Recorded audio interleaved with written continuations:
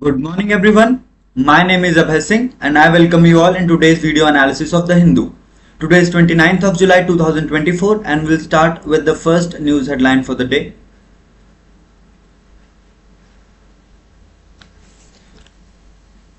So today is 29th of July 2024 and the first news headline for the day is that Ms. Manu Bhakar, who is a shooter, has won a bronze medal for India at 33rd Olympics at Paris. She became the first medal winner at the 33rd Olympics from Indian contingent. Now, let's look into the news in a bit detail. 3 years ago, Manu Bhakar broke down in tears at the conclusion of a dismal campaign in the Tokyo 2020 Olympics where she finished medalless across 3 events.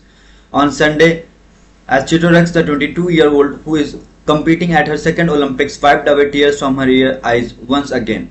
This time though they were of joy following the conclusion of the women's 10-meter air pistol event. So basically Manu Bhakar has won the bronze medal in women's 10-meter air pistol event. Now she also became the first Indian woman shooter to win a medal. She became basically the first Indian woman to win a medal at Olympics. First woman shooter to win a Olympics medal, and the color of the medal is bronze. The color of the medal is bronze. So this is a good news that is coming all the way from 33rd Olympics. Now moving on to the second important news headline for the day, and this is very important news headline for the day.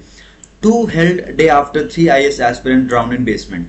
A day after three civil services aspirants drowned in the basement of a private coaching center, the Delhi police on Sunday arrested its coordinator and the building owner and booked them for culpable homicide. The accused have been sent to judicial custody for 14 days.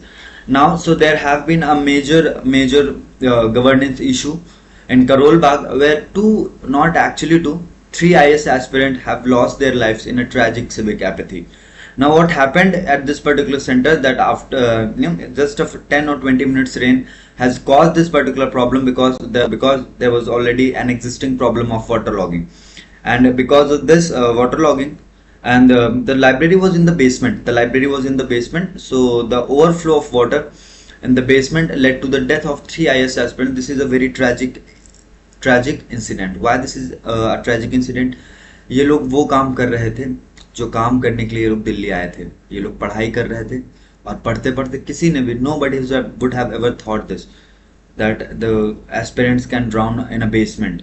I have seen people drowning in oceans, seas, rivers, and even in nalas. But this is the first time that I'm coming across a news that where a person had died in a basement. So this is a kind of very tragic event.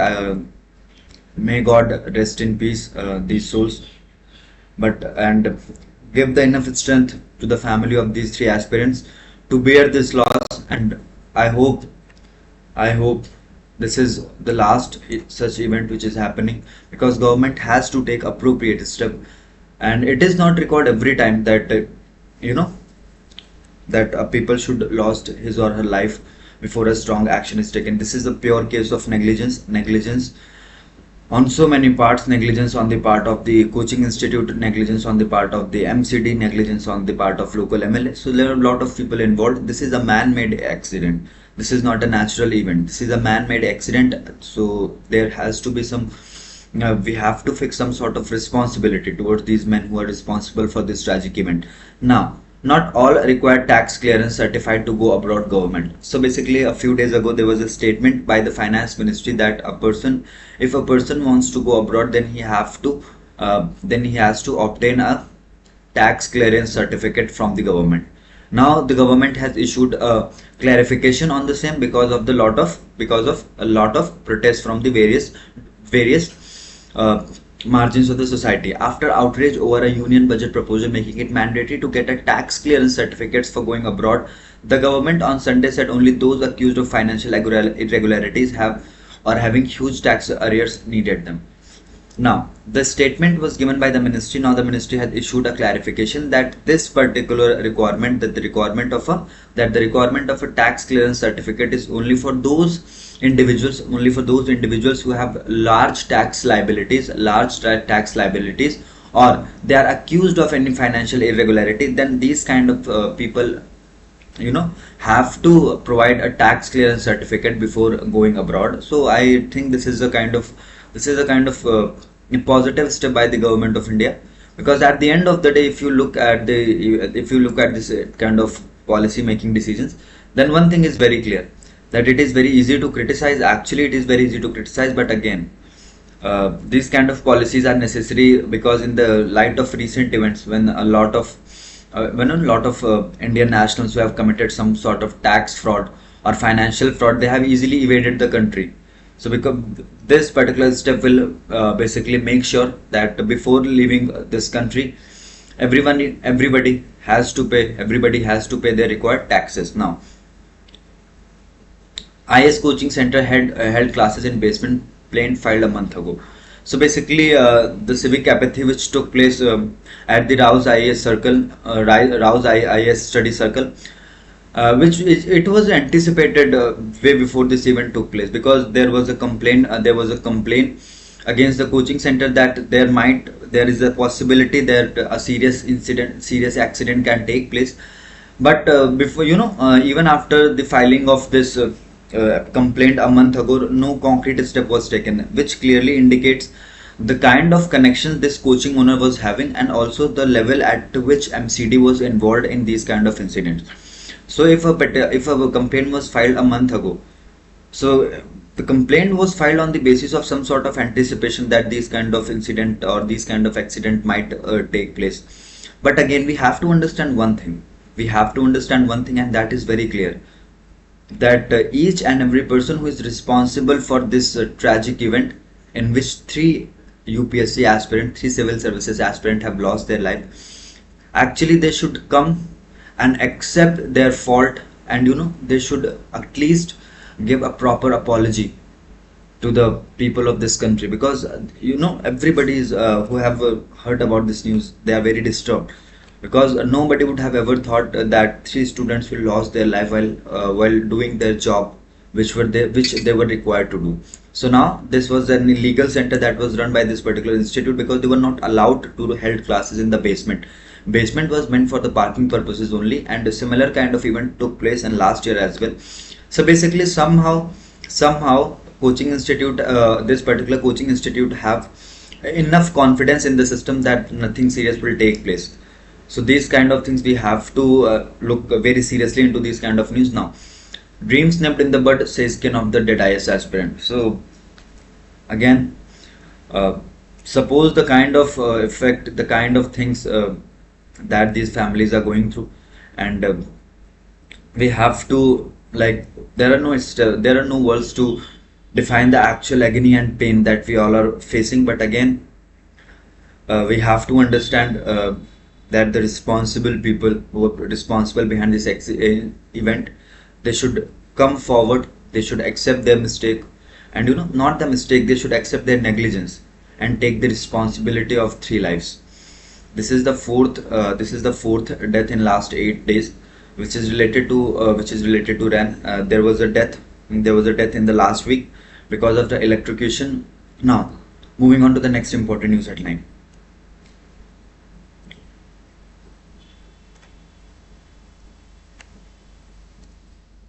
Now coming on to the first editorial of the day. Now this editorial is very concise and precise, and we will deal accordingly. So basically, this is related to homeless persons living with a mental illness. So this particular article is focused on the persons who does not have a place to live, and they also have some sort of mental illness. Socio-normative representations of homeless persons living with a mental illness have ubiquitously ascribed them to the role of refugee seekers. This has resulted in rescue missions that are singularly focused on transferring them volitionally or coercively to mental hospitals, shelter homes, beggar homes, and even prisons. The primary assumption that HPMIs, homeless persons living with a mental illness, must be displaced from the streets because of the many risks that it poses, while valid, is also contestable. As a mental health professional and bureaucrat respectively, our perspective was similarly limiting over 2 decades ago, when we prioritized shelter and treatment over agency, choice and placemaking social order. While it is of relevance and valuable in many contexts, can sometimes constrain the imagination and restrict response that fall within the safer, more dominant narratives, albeit well intentioned, that there is a social world not necessarily aligned to the modes of the day, that culture. Now, Now we will basically directly move into the main context, main part of this article. This particular article is mainly focused on the persons who does not have a place to live, who does not have a roof to live under, and who are also suffering some sort of mental illness. So basically, this particular article is what this particular article is trying to say is that what this particular article is trying to say is that there are a lot of steps that have been taken, but those steps were were mainly focused on shifting those persons from the street to some begar homes, shelter homes, or mental hospitals. But again, we have to understand that these kind of persons are victims of two things. First, they don't have a place to live. Second, they are suffering from a mental illness, so they require a special kind of attention, they require a special kind of treatment. But again, our country with 1.45 billion people we have a lot of difficulty in policy making towards each and every aspects of the society. But again, they are citizens of India. We have to provide them with sufficient facilities so that they can survive. In this context, especially among those who opt to sleep rough despite there being an availability of care option, the symbolism of appearance matted hair or shaven heads deserve careful consideration. As Obiscare notes, a shaven head can signify renunciation. When seen in context from Vrindavan's widows to residents of mental hospital, must not be immediately conflated with mental illness. Our approach, therefore, must be to be continuous engagement, drawing framework for admissions that respect full individual agency, while the gains of intervention can be significant and the hardship of street life are real. Coercive care often yields poor outcomes. Now, what is this coercive care? Coercive care is basically when you force someone to go, just because a person does not have a roof to live, just because a person does not have a place to reside, that doesn't mean that we have to take some coercive steps to shift them from one place to another place. These persons are having no resources to survive themselves, but again, this is the responsibility of the government of the day. This is the responsibility of the state to intervene and provide them with enough resources. Now, meanwhile, about 37% of people living in state psychiatric facilities and other care homes experience long-term needs. With a median duration of stay of 6 years, most of them have historic histories of homelessness and have been typically brought into the system as a result of police and judicial intervention. In 2017, the Supreme Court of India, in response to a public interest litigation, mandated that the state government undertake rehabilitative measures. In this context, the Department of Empowerment of Persons with Disabilities under the Ministry of Social Justice and Empowerment had filed guidelines for rehabilitation home. So now basically what this author is trying to say, that the person who are living, who are having some kind of psychiatric problem or who have some sort of mental illness. So out of the entire population, 37% of the population which is living in the state psychiatric facilities, they are basically homeless people. Not the actually they are not homeless people, but basically they require long-term medical needs or long-term home care. Now these particular long-term stay have an average of 6 years. So basically they require a place for 6 years to live, and most of these people who are living in these psychiatric facilities have a history of homelessness, which means that they don't have a place to live. So there is a kind of background which is there is a kind of inference that we can draw, that the persons who are homeless have a more chance of having a psychiatric issue. Now, also in 2017 there was a important direction by the government, by the Supreme Court of India, and after that particular direction, the Ministry of Social Justice and Empowerment has filed guidelines for the rehabilitation homes. Now the unfortunate thing is that the rehabilitation homes or the imagination of community re-entry pathways for these long term in psychiatric facility remains cloistered. So basically what is this author is trying to say, that the persons who are living for 6 to 7 years in these psychiatric facilities, this becomes very tough for them as well, and this becomes very tough for us as well to reintroduce them in the society again. So basically this particular article is trying to say another important thing, that the reintroduction of these peoples who are living in the mental hospitals, or they are having some sort of mental illness, it becomes very tough to reintroduce them to the society. And until and unless we reintroduce them to society, then we have failed. Actually we failed. These considerations are limited in their conceptualization of who is cured and therefore ready for discharge, imposing imposing deterministic expectations of eligibility to live in the community. Besides, perpetuating continued distancing from social resources and participation on equal terms, these institutional spaces risk defaulting to similar experiences of a lowered quality of life and violations of rights violation. Globally and in India, large-scale housing initiatives such as Housing First and Atrasha offer comprehensive social and clinical care and demonstrate the feasibility of such groundbreaking options for those with a range of disabilities and clinical needs. Similarly, over 700 people have been accessed housing support and social care through the Home Again collaborative across 9 states in India. Piloted first in 2018 as a research trial with the support from Grand Challenges Canada and scaled up in partnership with the Rural India Supporting Trust now. So basically, this is the fine observation that has been made by the author, that in India we are having so many kind of housing schemes. But again, these housing schemes are centered to rural and urban areas. Now we have to make them more beneficiary centric. Now, first we have to identify the beneficiaries, each and every beneficiary who required a home to live. Government of India has announced in the 2024-25 budget that it had allocated 10 lakh crore rupees for this Pradhan Mantri Awas Yojana. And out of this 10 lakh crore rupees, the central government or the finance ministry will provide 2,20,000 crore rupees over the period of next 5 years. So again, these kinds of schemes are very good for the development of the country. But again, we have to make these kind of schemes very inclusive, so that we can include more and more persons from the society and we can remove these kind of social evils. Now, social protection and support measures for homeless people with mental illness requires a radical shift and a reframing from paternalistic interventions to liberty-focused strategies. A monthly priority disability allowances or out-of-work allowances of rupees 1,500, while modest, could serve as a critical lifeline for those pushed to the margin of social hierarchy. Now we have to understand another important thing, that the monthly allowance of 1,500 won't suffice, won't fulfill the purpose or won't fulfill the objective. The thing that can be done, that instead of providing this allowance of rupees 1,500, the government should take one step, that it should provide the allowances as per the Minimum Wages Act.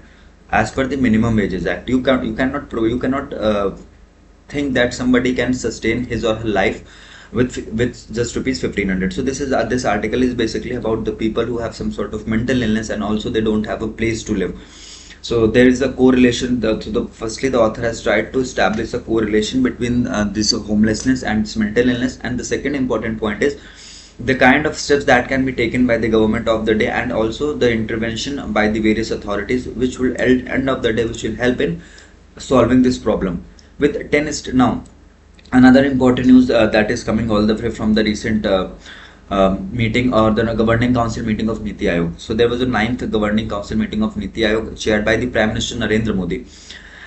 Now, so the most important thing about this particular meeting is this is a governing council's meeting, and 10 states and UTs have skipped this 9th governing council meeting. And this becomes very important for us as well as a voter and as the citizen of this country. These kind of news should disturb us. Only one chief minister from the opposition or from the India bloc has participated in this particular governing council meeting, and that too. And that particular chief minister was Mamata Banerjee. But again, Mamata Banerjee has left the meeting just after the 10 minutes, and she has accused that she was not allowed to speak. So again, I don't understand what kind of effect it will have on federalism.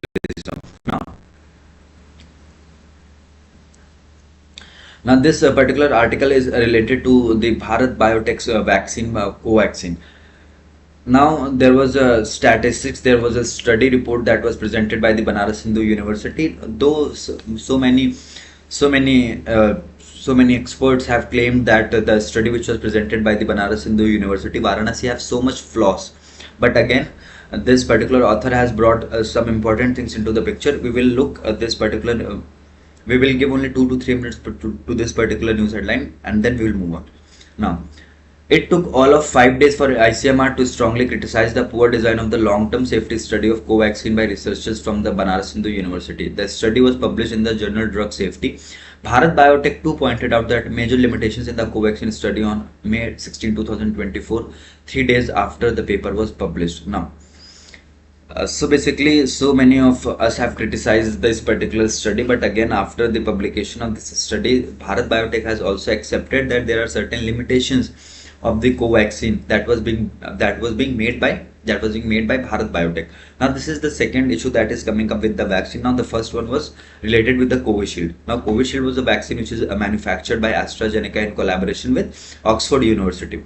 Now, this particular vaccine was launched in India in 2021, and after the introduction of this particular vaccine in India, the vaccination drive went smooth for 3 years. And in 2024, Covishield has accepted, AstraZeneca has accepted that its vaccine, in very rare cases, its vaccine can cause thrombosis from thrombocytopenia.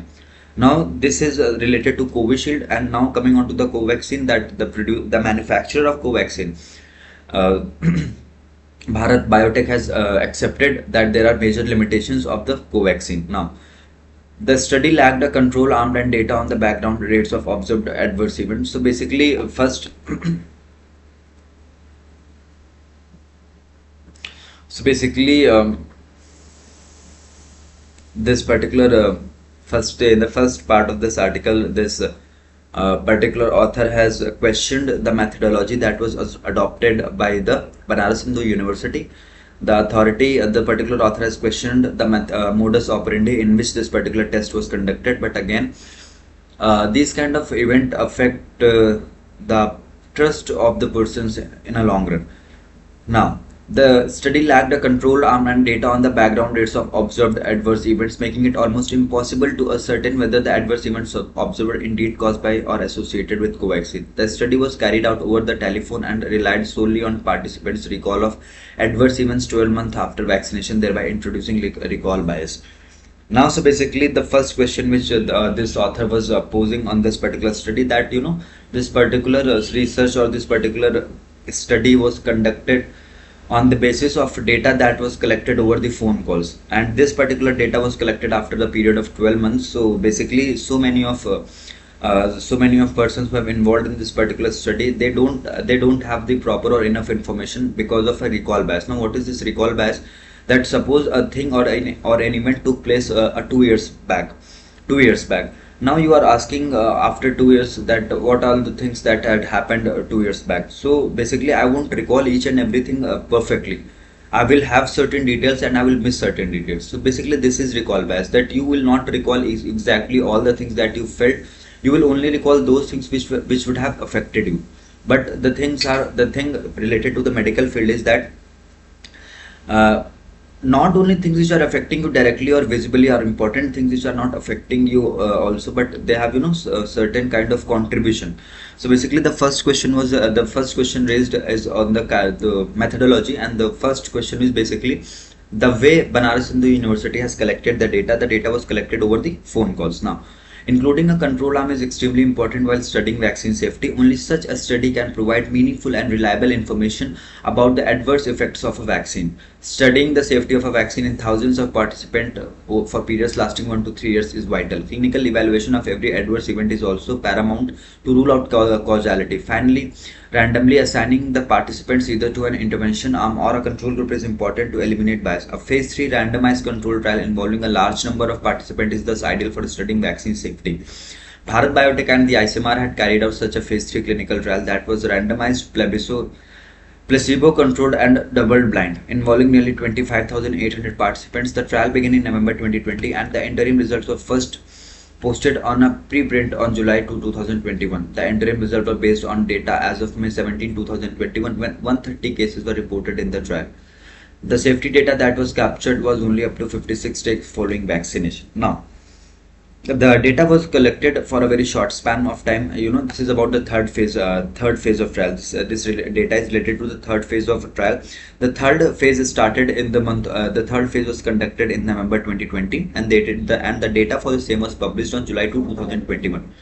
Now, the temporary result, which was published on the May 17, 2021, when 130 cases reported were in the trial. So basically, the persons who have chosen for these trials, and 130 people came out positive 130 people came as positive. The safety data that was captured was only up to 56 days following vaccination, and that data that was collected was only after 56 days. Now, so basically, the second column of this particular passage has basically questioned the publication that the many glaring lapses were there. So we have to understand the kind of things that are taking place in India. That a lot of medical approval is required to speed up the process. So somehow there have been glaring gaps. There have been certain flaws in the report which have been published by the Banaras Hindu University. But again, we have to understand one thing, that this is about us. So we have to take strong steps towards the major policies. Now this particular article is very important. We will cover this particular article in so much of depth, and we will focus mainly on the constitutional aspect of the reservation and what and what at the different point of time what Supreme Court has given in their judgments, and also the stand of the government or the policy making of the government. Now, so basically we are dealing with this particular article because of a recent controversy that occurred in the UPSC examination. There was a candidate, Pooja Khedkar, who has used this OBC NCL certificate to secure a job or to secure a post in the UPSC Civil Services examination. Let's look back in the history and look at the historical perspective of this policy of reservation. So we'll start with Article 15 and 16 of the Indian Constitution, which guarantee equality to all citizens in any policy of the government and public employment respectively. So basically the idea of reservation that was enshrined in the Constitution in Article 15 and 16, which basically talks about providing equality, not reservation, providing equality to all citizens in any policy of the government and public employment respectively. In order to achieve social justice, they also enable special provisions for the advancement of socially.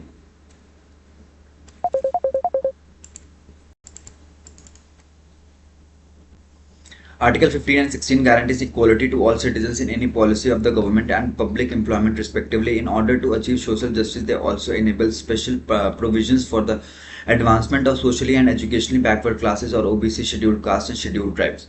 So basically, why this is basically a positive upliftment, and not related to, not restricted to OBC, but also this Article 15 and 16 enables the provisions enables the government to provide reservation to scheduled castes and scheduled tribes as well. Now let's look back into the history. What has been the history? Reservation for SC and ST are fixed at 15% and 7.5% respectively in jobs, education institutes and public sector undertakings at the central level. So union government has fixed a reservation of 15% for scheduled castes and 7.5% for scheduled tribes in the jobs and educational institutions and public level. It was in 1990 when VP Singh was Prime Minister that 27% reservation for OBC was implemented in central government employment based on Mandal Commission's report or recommendations. So there was the Constitution of Mandal Commission in 1980, and on the basis of the recommendations of the Mandal Commission, the VP Singh's government has provided a reservation of 27% to the candidates which are belonging to the other backward castes. So now 15% reservation for scheduled castes, 7.5% reservation for scheduled tribes, and 27% reservation for other backward castes. So basically the total reservation comes at 49.5%. Subsequently in 2005, reservation was enabled for OBC, SC and ST in educational institutions including private institutions as well. So after the framing of this, after implementing this policy in 1990, in 2005 a subsequent change was made, and after making this change, OBC, the candidates who are belonging to OBC, SC and ST category, they were provided reservation in private institutions as well. Now in 2019, the 103rd Constitutional Amendment Act basically provided 10% reservation to economically weaker section. This particular reservation was challenged in Janhit Abhiyan versus Union of India, and Supreme Court has upheld the validity of 103rd Constitutional Amendment Act, which was related to providing 10% reservation to economically weaker section. Now, what is a creamy layer? Now, the importance of creamy layer is so much in case of OBC reservation that we have to discuss it in detail. The 27% reservation for OBC was upheld by the Supreme Court in Indra Sohni versus Union of India case. It opined that the caste is a detriment of class in the Indian context. However, in order to uphold the basic structure of equality, it fixed a cap of 50% for reservation. Unless there are exceptional circumstances, the court also provided for exclusion of creamy layer from OBC. Now, The government has provided reservation in 1990 after implementing the Mandal Commission's recommendation. 27% reservation was given to the candidates who are belonging to other backward castes. Now, this particular case was also challenged, but in 1992, a 9 judges bench delivered a judgment in the Indra Sohini versus Union of India.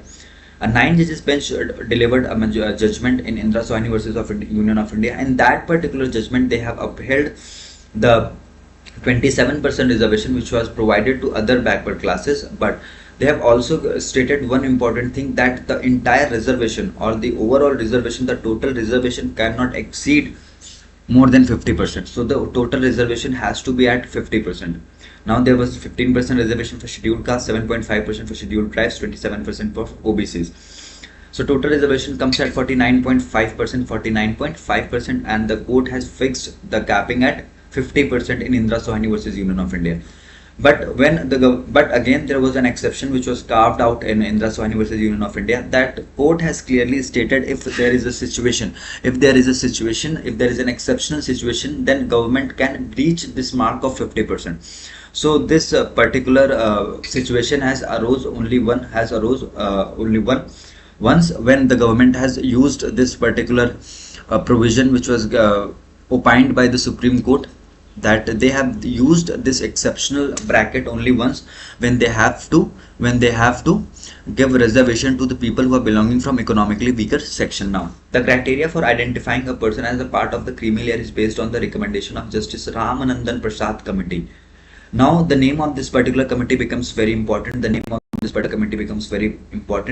of the committee, Ramanandan Prasad Committee, which was constituted in the year 1993 for identifying the person as a part of creamy layer. Now, so basically this concept was introduced by the Nandan Prasad Committee, which was constituted in 1993. It is determined by the position or income of an applicant's parents alone. So basically the criteria for NCL is decided on the income of the parents alone. Which means that the only income of parents will be taken into account. It is determined the position or income of an applicant's parents alone. The criteria for belonging to creamy layer is parental income, excluding income from salary and agricultural income, being more than rupees 8 lakh in each year in the last 3 consecutive financial years. So basically what was recommended by this Nandan Prasad Committee, that if in last 3 years the annual income, household income of that particular family is above 8 lakh, then that particular person will fall in creamy layer. Further, the following categories of applicant are also considered as belonging to creamy layer. So basically this is the first criteria on the basis of income, that if your annual income is above 8 lakh, then you will be treated under creamy layer. But if your income, now the second criteria is based on job aspects. Parents, either of whom entered government services center or state as group A or class 1 officers, or parents both of whom entered as group B or class 2 officers, or father who was recruited in group B class 2 post and promoted to group A class 1 before 40 years of age. So basically this is the first criteria, this is the first basis, that a person whose parents are either in class 1 officer. So let's understand like this. NCL के जो ये non creamy layer में के benefit जो होते हैं वो किन लोगों को नहीं मिलेंगे. द फर्स्ट पॉइंट इज जिनके पेरेंट्स ऑलरेडी ग्रुप 1 या क्लास 1 ऑफिसर्स हैं, या दोनों के दोनों जो पेरेंट्स हैं वो ग्रुप बी में ऑफिसर्स हैं, और फिर या तो जो ग्रुप बी में ऑफिसर्स हैं और वो प्रमोट होकर के ग्रुप ए में पहुंच गए 40 साल के पहले, उन्हें भी हम लोग क्या ट्रीट करेंगे, नॉन क्रीमी लेयर, उन्हें भी हम लोग क्रीमी लेयर में नहीं लेंगे. Either of the parents employed in a managerial post in a public sector undertaking. So if the aspirants or of the aspirants father is holding, father or mother is holding managerial post in a public sector undertaking, then also she will not get the benefit of OBC reservation. Either of the parents holding a constitutional post. So if your parents are also holding a constitutional post, then also you won't be allowed to get these benefits of reservation. So these are the two different criteria. On the basis of these criteria, the OBC reservation was given. First was basically if your annual income is above 8 lakh rupees, then you will fall in the category of creamy layer. And also if your parents have entered in class 1 officer, if your parents are if either of your parents are class 1 officer, or both of your parents are class 1 officer, or both of your parents are class 2 officers or group B officers, and they have been promoted to class 1, or they have been promoted as class 1 officers before they turned the age of 40, then also you will be then also you will be then also you won't get the benefit of creamy layer, this OBC reservation. The recent controversy has raised issues surrounding the inadequacies in the process. There are allegations that some of applicants managed to obtain NCL or EWS certificate through dubious means. The same may also be true with respect to the disability certificate. In order to take the benefit of the 4% of seats reserved for the person with disabilities in central government jobs, there are also allegations of applicants and their parents adopting strategies to get around the creamy layer exclusion, like gifting of the assets, taking premature retirement. So these are the various steps that have been taken by the parents, that or either they've resigned from the post, or they have transferred their property to their relatives, so that they can take the benefit of this NCL. Now the Rohini Commission that was set up for providing recommendations on subcategorizations among OBC caste has estimated that 97% of reserved jobs and seats in educational institutes have been garnered by just around 25% of the OBC caste and subcaste at the central level. So basically, this commission has the Rohini Commission has given a shocking data, and in this particular data, they have she has this commission has given one important stats that even after providing reservation, the 97% of reserve jobs are taken by only 25% of subcaste from the OBC category. So this is kind of and disturbing news, that 75% of the candidates who are belonging 75% of the caste which are falling under the other backward classes community, they do not get the benefit of OBC reservation at all. So basically, this is a kind of a centralization, not a centralization, actually basically this is a formation of a cluster. This is a formation of a cluster that the people belonging from this particular cluster will get the benefit of OBC reservation. The reservation at present stands at 60%, including the reservation for EWS. Considering social realities, this higher percentage of reservation is required. It is pertinent to note that as per government's replies in parliament, 40 to 50% of seats reserved for OBCs, SC, ST and central government remain unfilled. So basically, there was another data which was presented by the government of the day in the parliament, that they have basically said that that 40 to 50% seats which are reserved for the candidates of the SC, ST and OBC category remains unfilled. They don't get the competent candidates to fill those particular seats. So basically, this is these are all the things which are important in this particular article. The background of the OBC reservation Mandal Commission, then the implementation of policy by the VP Singh, then the 27% reservation that was given to the candidate belonging to other backward communities. Then the case of Indra Sohini versus Union of India, in which a 9 judges bench delivered the judgment, and they have fixed the capping at 50%. And they have defined the creamy layer. Then we have the criteria for defining creamy layer. There are two aspects. One is the income based aspect, where if a person has the annual income of above rupees 8 lakh, then they won't get the benefit of OBC NCL scheme. And the second one was basically on the occupational basis. First criteria was on the basis of income, and the second test was on the basis of occupation. So these are the two tests which were considered by the which were given by then again Rohini Commission has suggested that only 25% of the OBC caste and subcaste have availed the benefit of this OBC reservation. And in the parliament, the report tabled by the government of the day in the parliament, in that particular report they have clearly stated that the 40 to 50% seats which are reserved for the OBC, SC and ST category candidates are unfilled. So this article was very important. Now, India has successfully prevented the inclusion of agarwood, Aqualaria malassins, in the review of sites. So basically, this is a good news that sites is basically Convention on International Trade in Endangered Species of Wild Fauna and Flora. So basically, this is an international organization. CITES is an international organization. इसका main task है कि जो endangered species और flora और fauna होता है उसका trading में कैसे डील करना है, कैसे रेगुलेट करना है, ये मेन टास्क है. जैसे अभी कुछ टाइम पहले गाजा समिट हुई थी, जो गाजा कंट्रीज उन्होंने क्या किया था, साइट से रिक्वेस्ट किया था कि उनको आइवरी ट्रेड करना अलाउ किया जाए उनके एरिया में. देर आर 4,50,000 एलिफेंट्स, तो उनको हाइब्रिड ट्रेड अलाउ किया जाए। तो इसी वजह से अगरवुड को भी बेसिकली हम लोगों ने एक्सक्लूड करवा लिया है। अगरवुड अब इंक्लूडेड नहीं है साइट्स के उस लिस्ट में, तो अब साइट्स अगरवुड में ट्रेड हो सकता है। अगरवुड का काम किस काम आता है? अगरवुड किस काम आता है? अगरवुड आता है बेसिकली अगरबत्ती वगैरह जो बनने का काम आता है, उसमें अगरवुड काम आता है, ठीक है, अगरबत्ती, धूप बत्ती। अब जो ईरान के सुप्रीम लीडर हैं ayatollah Ali Khamenei, ayatollah Ali Khamenei, इन्होंने क्या किया कि फॉर्मली जो प्रेसिडेंट हैं ईरान के मसूद पेजेश्कियान, इनको पावर्स ट्रांसफर की गई हैं, ठीक है, पावर्स इनको ग्रांट की गई हैं। So this is one important news, and the another important news from sports section is that Indian women team has lost the Asia Cup to the Sri Lankan cricket team in a T20 match, and this is the kind of news which is very disturbing for cricket fans. But again, the good news that is coming all the way from Paris, that Miss Manu Bhaker has won a bronze medal for India in 10 meter pistol shooting. So this is the first important news that is coming all the way from 33rd Olympics, and this is India's first medal at 33rd Olympics, and also she became the first Indian woman shooter to win a medal at Olympics. The below par performance of Indian archers is quite serious, but again, this is not important.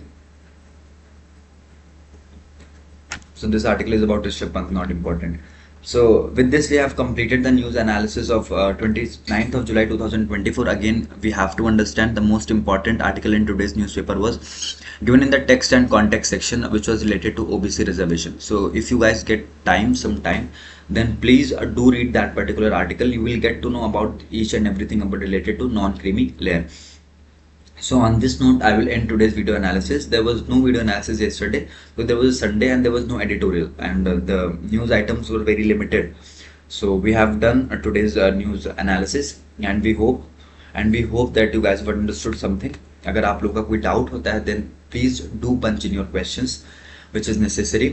और बाकी जो एक ही आज के newspaper का जो सबसे important article था वो भी हम लोगों ने डिस्कस कर लिया। अगरवुड पे जो स्टैंड था वो भी हमने देख लिया। मनु भाकर को सिल्वर ब्रॉन्ज मेडल मिला 10 मीटर शूटिंग में, वो भी हम लोगों ने देख लिया। 3 एस्पिरेंट्स की डेथ हो गई एक ट्रेजिक सिविल एपैथी में, वो भी हमें कवर करना पड़ा। तो ये सारी चीज़ें थी आज के न्यूज़पेपर में। आई होप आप लोगों को समझ में आई होंगी चीज़ें। अगर आप लोगों का कोई क्वेश्चन होता है तो कमेंट सेक्शन में आप उसे पंच इन कर सकते हैं। Thank you so much for watching today's video analysis. Thank you.